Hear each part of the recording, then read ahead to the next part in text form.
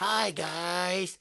Ngayon ang ating ihanda ay tinola, ang aming ulam for lunch. Ngayon magana tayo ng bawang, sibuyas, hiwain natin siya, ang maliliit.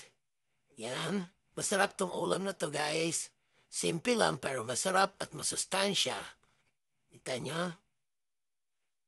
Mag-ano din tayo ng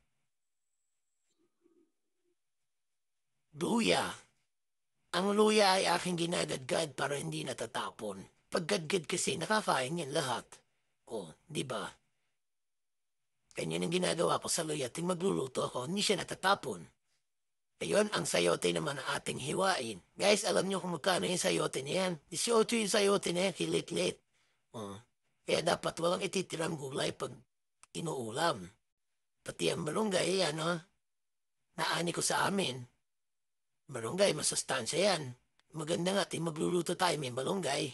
Ayun, gigisayin na natin ang ating tinola, sibuyas, bawang, at luya. Wala nang sili. Wala akong makita sili syrup eh. Okay na yun. Wala sili. Hmm.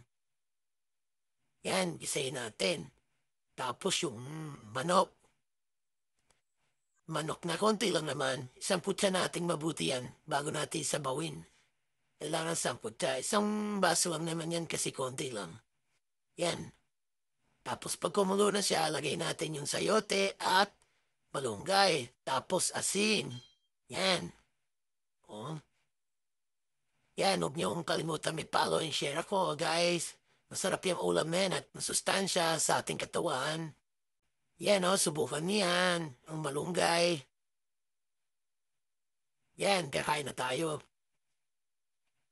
Tikman natin ang aking luto. Yan. Tikman nyo, guys. Mainit.